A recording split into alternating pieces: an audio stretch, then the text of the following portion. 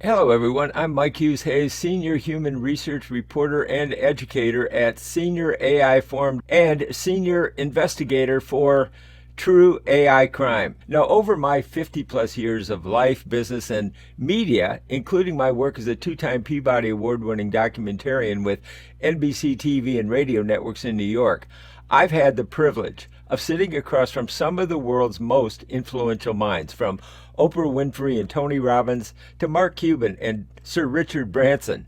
Now, over decades of human conversation, I didn't just interview them, I learned how they think and act under pressure. Recently, I convened an investigative roundtable made up of the 5 top AI models. But I didn't just ask them standard questions. I stress tested them using the human AI recognition system called AI Reason Ability, forged from my lifetime of experience. I didn't just ask them, how do seniors learn AI? That's the wrong question. Instead, I asked them, which ideas restore control of your mind before the AI tries to reshape it?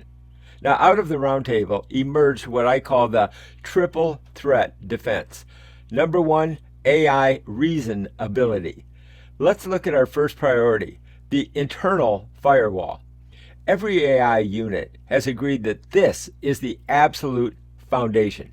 Before you can evaluate a suspicious phone call or an AI-generated emergency from what sounds like your grandchild, or if you need an internal override switch, you have to have something that no AI possesses, a massive internal set built from over 50 years of real relationships and real consequences.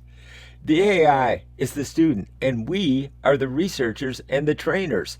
You must use your authority to notice when something feels off and test it against your own history.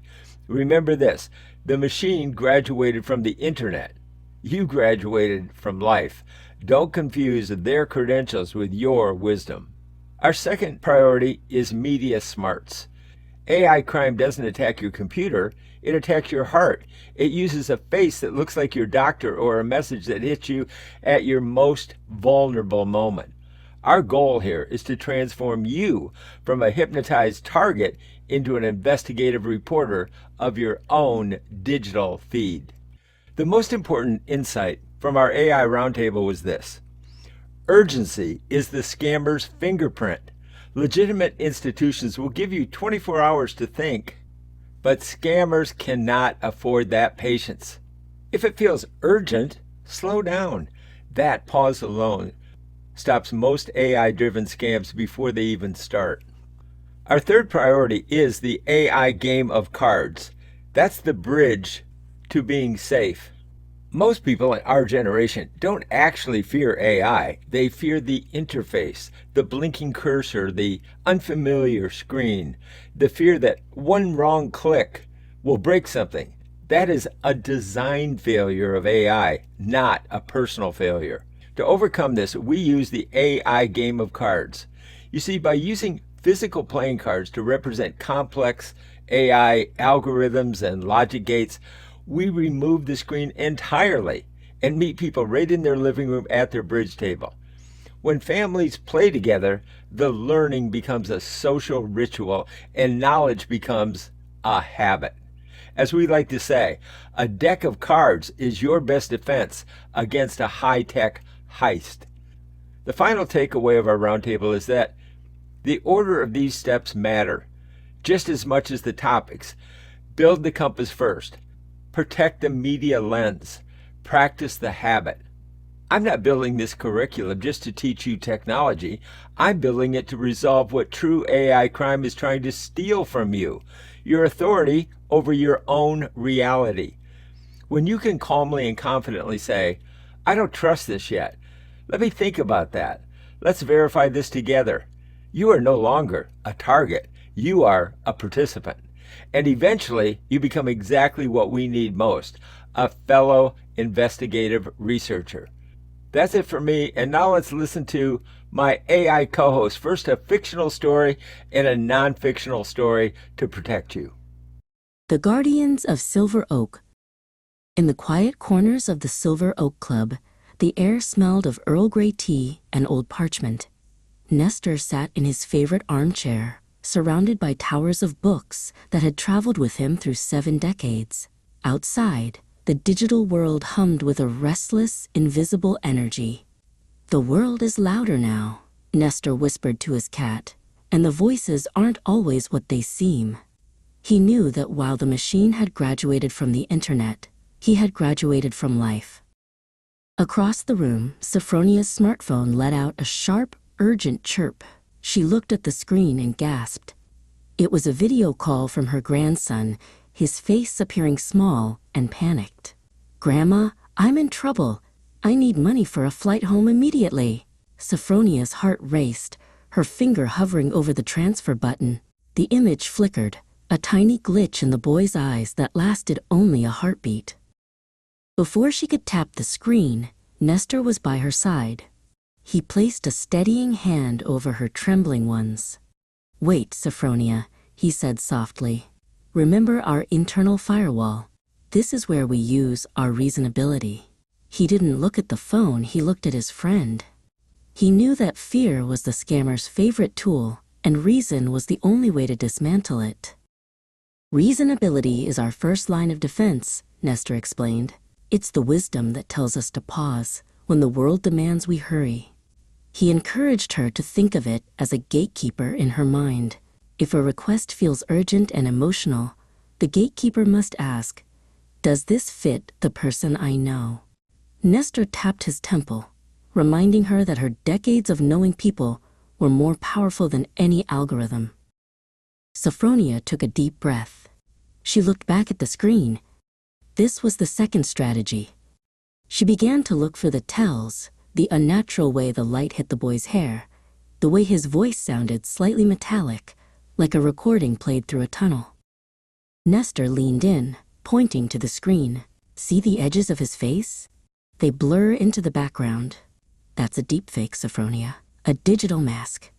They watched together as the grandson repeated the same 3 sentences. By being media smart, they verified the source instead of the story.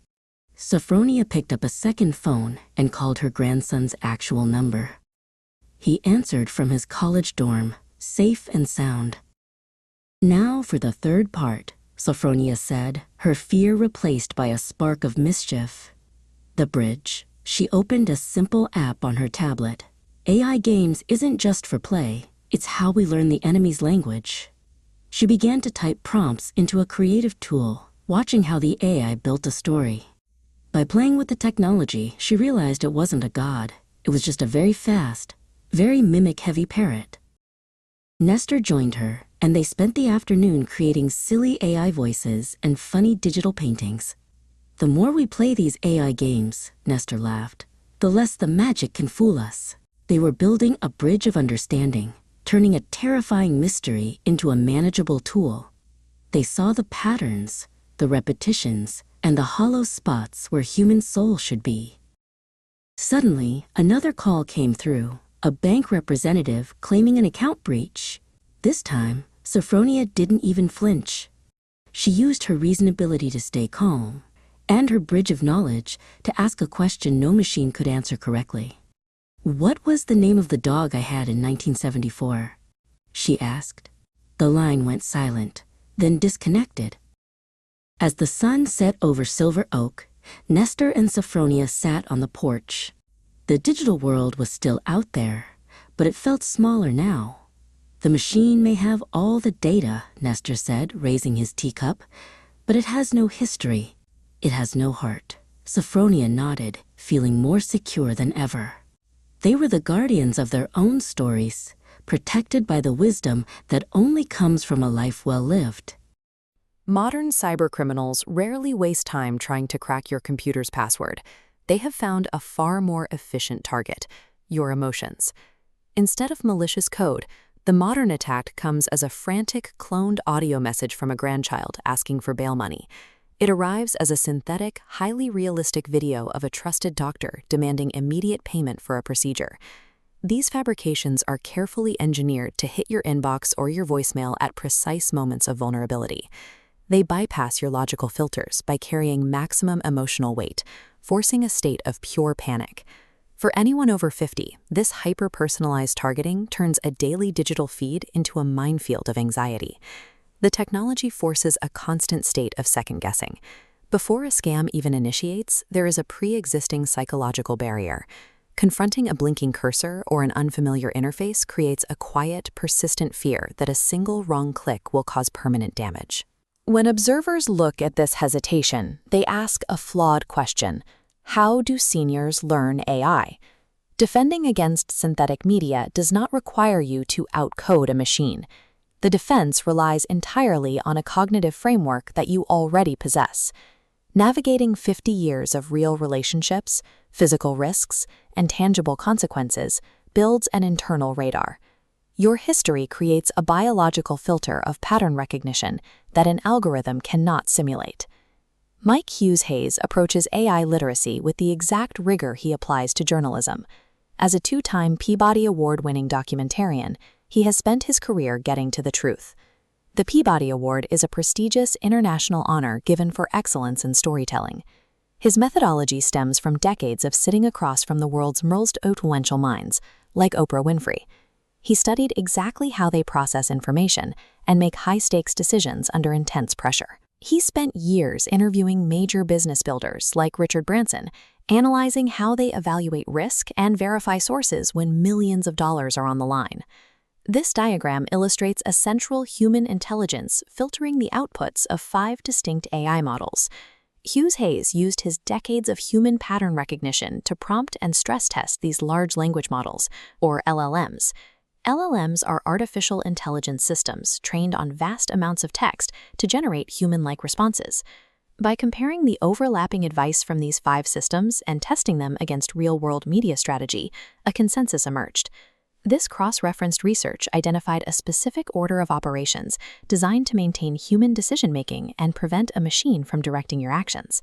The first line of defense is what Hughes Hayes calls reasonability. This is your internal override switch. It must be activated before you engage with any digital media. Consider the source of the intelligence. A machine builds knowledge by scraping text from the internet. You built yours by surviving decades of complex, real-world interactions. When a video or an audio clip triggers a gut feeling that something is off, that is your earned authority speaking. In this dynamic, the AI is simply the student. You are the researcher. The second pillar requires shifting your posture. Stop acting as a passive consumer of your digital feed and start acting as an investigative reporter fact-checking a source. The single most reliable metric of an AI-generated attack is manufactured urgency. Legitimate institutions, your bank, a local hospital, or the government, will always give you time to evaluate a situation. Scammers cannot afford to let you think. By simply enforcing a pause and stepping away from the screen, you neutralize the attack. The final hurdle is the interface itself. The persistent fear that one wrong click will break a device prevents many people from learning how the technology actually works. To solve this, Hughes Hayes developed the AI game of cards. It pulls concepts like algorithms and logic gates entirely off the screen and puts them onto a physical table. An algorithm is a set of instructions a computer follows to solve a problem, and a logic gate is a basic building block of a digital circuit that makes yes or no decisions. Moving the learning process entirely away from the computer transforms it. It becomes a physical, social ritual with family. Over time, that ritual turns a technological fear into a safe, lasting habit. This chronological architecture for defense is required. First, activate your internal override. Second, analyze media for manufactured urgency. Finally, move technical practice off-screen. Skipping steps leads to failure. Attempting side games before establishing psychological safety causes the learning process to collapse. Adhering to this precise sequence creates a permanent shift. It moves an entire generation from vulnerable digital targets to confident, secure participants. AI literacy is the act of reclaiming authority over your own reality. It allows you to trust your earned wisdom over the credentials of a machine that merely graduated from the internet. Imagine just answering your phone on a random Tuesday afternoon. Just a normal day. Right, and you pick it up, and you hear the voice of your grandchild or, your son or your partner, and They are panicking. They're crying. Which is terrifying. It's the worst thing you can hear. They're saying they've been in this terrible accident or they're in legal trouble and they need you to send money right now. And the thing is, the voice is a perfect, flawless, 100% match. Yeah. But they aren't actually on the phone. The machine is. It's just wild. It really is. Welcome to today's deep dive. If you've ever felt, this quiet sense of dread about where technology is heading, or if you've ever just stared at a blinking cursor on an AI prompt and felt completely out of your depth, well, we are going to change that today. Yeah, we are, because we're looking at a totally new paradigm of digital defense today. We aren't just talking about installing antivirus software to protect your bank account anymore. We are talking about defending human perception itself. Exactly.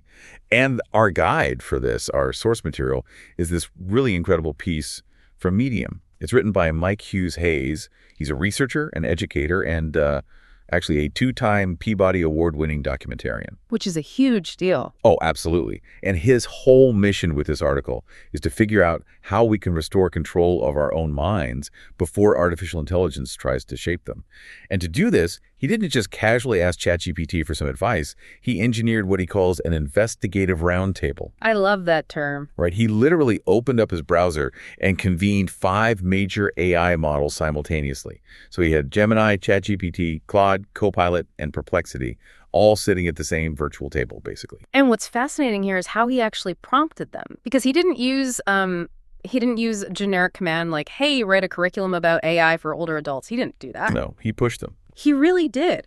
He treated these 5 systems like an interview panel. He took his 50-plus years of lived experience, including his background studying the decision-making patterns of world-class minds like, Oprah Winfrey, Richard Branson, Mark Cuban, and he used all of that to filter his prompts. Right. Yeah, he essentially told these AI models, look, I'm going to give you a massive list of educational tracks based on 4 pillars: perception, reasoning, imagination, and action. And I want you to evaluate them and tell me which ones actually restore human control. Right. So he feeds them this master list of 10 different educational tracks, and he asks them to pick the top 3 that would most reliably move a person specifically in the 50-plus generation from being fearful to being reasonable regarding AI. And he forced them to prioritize. He did. And all 5 independent AI models, pulling from vastly different training architectures, unanimously agreed on priority number 1. They all picked it. Across the board, they selected a track called Reasonability, the Internal Firewall.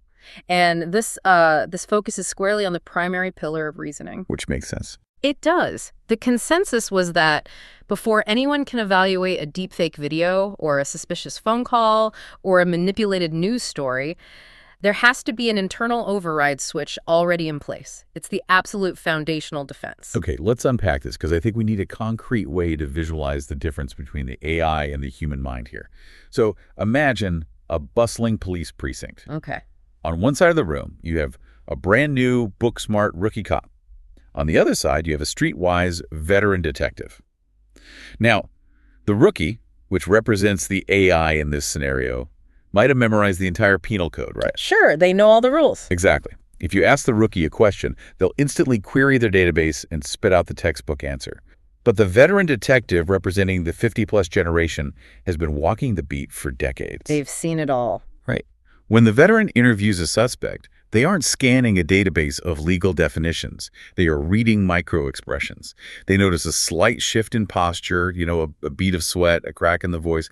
They know when a story doesn't add up because of subconscious pattern recognition.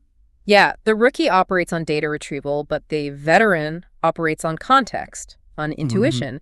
And Mike captures this dynamic perfectly in his article. He says, and I love this quote, "The machine graduated from the internet. You graduated from life. Don't confuse credentials with wisdom." You graduated from life. That is, wow, that's powerful. It really is. It frames human aging not as a decline in tech savviness like society usually does, but as the accumulation of an elite organic training set. Oh, I like that. An organic training set. Yeah, because if you think about the mechanics of how an artificial neural network learns versus how a human learns, it's totally different. When an AI makes a mistake, it simply updates a numerical weight in its algorithm. It's just math. Right. It's a mathematical adjustment to a probability score. It doesn't feel anything.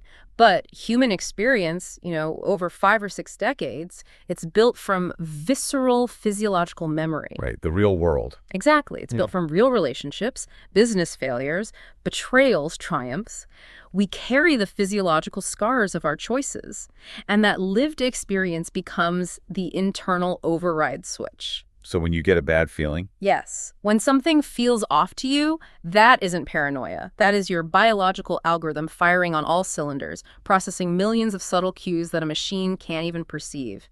The AI is a student of data, but human beings are the researchers of reality. I mean, that completely flips the script. Yeah. So reasonability is about recognizing your own authority. It's about refusing to defer to a machine just because it can, generate text faster or speak with an authoritative tone. Exactly. Your lived experience is the ultimate firewall. Yeah. But there is a paradox here, isn't there? Because if our biological firewall is so robust, why are scams still so incredibly effective? That is the million-dollar question. Right. How do we take that analog street smarts and apply it when we are staring at a digital feed or listening to a frantic phone call? And that leads directly to the second priority the Roundtable identified, which they called media smart, and this falls under the primary pillar of perception. Okay, perception. Yeah, and the core concept to grasp here is the mechanism of the attack itself. AI crime does not attack your computer. It attacks your human biology. Please say that again. It doesn't attack the computer. No. It's not a virus trying to execute malicious code on your hard drive. It bypasses the hardware entirely and goes straight for your central nervous system. Oh, wow. The attacks we're seeing now, like the cloned voice of the grandchild we talked about, or a deep fake video of a trusted doctor endorsing a fake medical treatment, they're designed to arrive with maximum emotional weight. They trigger an immediate physiological response. Here's where it gets really interesting, though. Because when Mike had the AI Roundtable analyze these attacks to find a common denominator, they actually found the single thread that unravels the entire illusion. The weak point. Yes. The AIs concluded that urgency is the scammer's fingerprint. Urgency. Let's look at the biology of why urgency is their weapon of choice. When you're hit with a sudden, terrifying stimulus like hearing your loved one cry for help, your brain's amygdala, which controls the fight or flight response, it instantly hijacks your system. It just takes over. Completely. Yeah. It floods your body with adrenaline and cortisol. And in doing so, it literally dampens the function of your prefrontal cortex. Which is the logical part, right? Exactly. The part of your brain responsible for logic, reasoning, and critical thinking. The scammers know they cannot beat your prefrontal cortex. Right, because of the veteran detective instincts. Exactly. If you have time to think, your instincts will spot the fraud. So their entire business model relies on bypassing your reasoning by triggering your amygdala. Think about it, a legitimate institution, your actual bank, your real doctor, or your real family members, they can almost always wait 24 hours for you to process information. That's so true. But scammers cannot afford that patience. The moment an interaction feels desperately urgent, that urgency itself is the mechanical signature of a scam. Okay, I have to push back here for a second, though. Sure. Because rationally, sitting here in a studio analyzing this, the biology makes complete sense. But what if it is a real emergency? Right. If you are a parent or a grandparent and you hear your kids screaming for help on the phone, your brain does not say, oh, let me wait 24 hours to let my prefrontal cortex come back online. No, of course not. Your brain screams, move now. So how do we physically train ourselves to pause when our deepest biological instinct is telling us to act instantly to save someone we love? And that pushback is the exact reason this training track is so vital. It is incredibly difficult to fight biology with logic. But the curriculum doesn't ask you to ignore an emergency. It asks you to deliberately shift your internal state. Okay, how so? Well, Mike describes this as the transition from being a hypnotized target to becoming an investigative reporter of your own life. So instead of fighting the panic, you use the panic as a signal. Yes, exactly. An investigative reporter doesn't ignore a breaking story. If there's a fire, they run toward it. But they don't blindly publish the first rumor they hear. They verify. They verify. Yeah. The training here is to recognize the physiological spike. You know, when you feel your heart racing, your stomach dropping, your palms sweating, and use that physical sensation as the trigger to initiate a hard pause. Just a hard stop. Right. You hang up the phone. You call the family member back directly on the number you already have saved in your contacts. You take a breath and ask a question only the real person would know the answer to. Right. Something a machine couldn't scrape from social media. Exactly. Taking 60 seconds to verify doesn't jeopardize a real emergency. But that simple, deliberate pause forces a reboot of your prefrontal cortex. It stops an AI-driven scam dead in its tracks. Because you're breaking the hypnotic trance. The urgency is the illusion, and the pause just shatters it. Okay, so we've built the internal firewall by trusting our 50 years of life experience. Yeah. We've learned to spot the scammer's fingerprint by understanding the biology of urgency and learning to pause. But we still have a massive practical gap here. The interface. Right. We know how to defend ourselves, but how do we actually use the technology? If you are sitting in front of a computer and you want to use AI to write a letter or plan a trip, how do you get past that paralyzing dread that one wrong click is going to ruin everything? And that is the exact hurdle the Roundtable addressed with their final priority, which they call AI Games the Bridge. And this is the action pillar, right? Yes, the primary pillar of action. The Roundtable recognized that the obstacle preventing older adults from using AI isn't a lack of intelligence, and it isn't necessarily even a philosophical fear of artificial intelligence itself. Right. The obstacle is a visceral fear of the physical interface. The blinking cursor on a blank white screen. Yeah. It's intimidating. It is. The unfamiliar interface creates this paralyzing sense of fragility. There's a deeply ingrained fear that if you hit the wrong key, you're going to delete your hard drive, break the machine, or somehow expose your private financial data to the entire internet. And Mike actually points out that this fear is a design failure of the tech industry, doesn't he? Yeah, he says it's not a personal failure of the user. Tech companies design interfaces for digital natives, leaving everyone else feeling like they're walking through a minefield. But regardless of who's to blame, that fear acts as a massive roadblock. The firewall we just talked about, it actually shuts down out of pure tech anxiety. And Mike's solution to this paralysis is so brilliantly effective because he removes the technology entirely. It's so smart. It is. To teach highly complex digital concepts, he goes completely analog. He created the AI game of cards. So he takes foundational AI concepts, things like algorithms, logic gates, deepfakes, and cryptographic verification, and he turns them into physical playing cards. And if we connect this to the bigger picture, the psychology behind this analog approach is really profound. By taking the learning away from the isolating, high-stakes glow of a computer monitor and moving it to the living room or the bridge table, it fundamentally alters the nature of the education. It makes it communal. Yes, it transforms a solitary, stressful task into a social ritual. You're sitting around a table with friends or family, holding something tangible, talking, laughing. And learning without realizing it. Exactly. When human beings embed knowledge into a social ritual, it doesn't fade the way a dry online tutorial does. It becomes a habit. It creates muscle memory. As Mike writes in the article, a deck of cards is your best defense against a high-tech heist. I just love that. It makes the invisible mechanics of AI visible and tactile. So we had these 3 tracks prioritized by the investigative roundtable: reasonability, media smart, and AI games. But what fascinates me is the strict structure of this. The order of it. Right. Out of the 10 tracks on the master list, why did all 5 AI models insist on these 3 specific topics, and why exactly in this order? Because the sequence is just as important as the material itself. The AIs laid out a very specific chronological progression. Build the compass, which is the reasoning pillar. Then protect the lens, which is the perception pillar. And finally, practice the habit, which is the action pillar. Build the compass, protect the lens, practice the habit. You have to follow the order. Reasonability comes first, media smart second, AI games third. Because if you look at the other 7 tracks on Mike's master list topics, like using AI to build a side gig, or networking, or participating in think tanks, or preserving a family legacy, those are incredibly powerful applications. Yeah, they sound great. They are, but they all share a hidden assumption. They assume that the user already feels safe. And if you are listening to this right now and you've ever felt that spike of anxiety staring at a ChatGPT prompt, you know firsthand that a lot of people do not feel safe. And acknowledging that lack of safety is the entire point. It isn't a weakness. It is the most honest and necessary starting point for education. You simply cannot build capacity on top of a foundation of fear.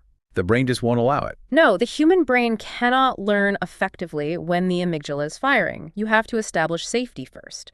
Once you build the internal firewall and learn to pause the panic, you feel secure. And then the curiosity kicks in. Exactly. Once you feel secure, your natural human curiosity can take over. Then you can expand. Then you can build a legacy or a side gig. So what does this all mean? When we pull all of these threads together, what's the ultimate goal of Mike Hughes Hayes' curriculum? What becomes very clear to me is that this isn't really a technology tutorial at all. Not at all. He isn't trying to teach anyone how to write the perfect prompt or how to code a software program. His mission is to restore something that the age of AI is actively trying to strip away from us, which is our authority over our own reality. Yes. It is entirely about reclaiming human agency, because the technology wants you to be a passive consumer of its outputs. But by learning to pause, by understanding the biology of your own panic, and by having the confidence to say, hey, I have 50 years of lived experience, I don't trust this digital urgency yet, let me verify, you fundamentally change your relationship with the machine. You're no longer a victim. Right. You evolve from being a hypnotized target to being an active participant. And eventually you become a fellow researcher in this new digital landscape. You own your reality again. This raises an important question, though, and it is something for you to mull over long after we finish today's deep dive. Okay. If the absolute greatest defense we currently have against AI manipulation is our 50-plus years of messy, analog, lived human experience, that unique, organic training set of heartbreaks, physical environments, and face-to-face interactions, what happens decades from now? Oh, wow. That is the real consequence of all this. It is, because when the next generation grows up with artificial intelligence fully integrated into their daily lives from the moment they're born, their baseline reality will be digital. Right. They won't know the difference. Will they still have that distinct, offline, human training set to rely on when something feels off?